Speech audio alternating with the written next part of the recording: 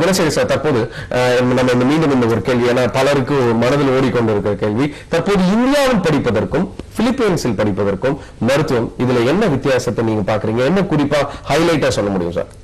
அதாவது நம்ம அரசு மருத்துவ கல்லூரியில உங்களுக்கு இடம் கிடைச்சி படிச்சீங்கன்னா உங்களுக்கு எங்களுடைய கல்லூரியின் சார்பாக வாழ்த்துக்கள். நிச்சயமாக உங்களுக்கு எல்லா வசதி வாய்ப்புகளும் அங்க கிடைக்கும்.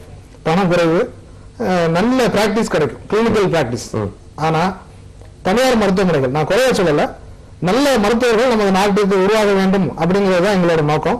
நாங்க கல்வி புரட்சி குழுன்னு சொல்லி ஒன்று ஆரம்பிச்சு, இதுல மதிப்புக்குரிய என்னோட நண்பர் திருமாறன் சொல்லிட்டு ஒருத்தர் சமூக ஆர்வலர், அப்புறம் நாங்க எங்களோட சேர்மன் டாக்டர் டேவிட் பிள்ளை, இவர்கள் தலைமையில டாக்டர் பரமசிவன், எல்லாருமே சேர்ந்து ஒரு கல்வி புரட்சி குழு, அதாவது எளியோர் வீட்டு பிள்ளைகளும் MBBS ஆகலாம், சாமானிய வீட்டு பிள்ளைகளும் சாதனையாளர் ஆகலாம் அப்படிங்கிற ஒரு இலக்கோட தான் நாங்க போயிட்டு இருக்கோம்.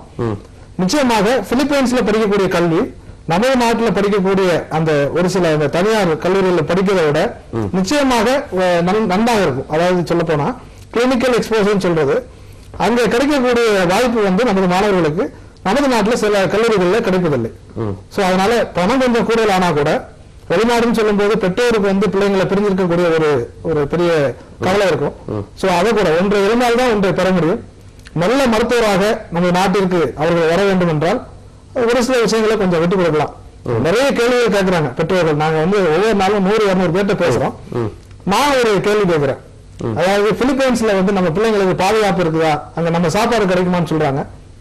நம்ம நாட்டிலே திருநெல்வேலியில கிடைக்கக்கூடிய சாப்பாடு சென்னையில கிடைக்காது, சென்னையில கிடைக்கிறது பாம்பேல கிடைக்காது.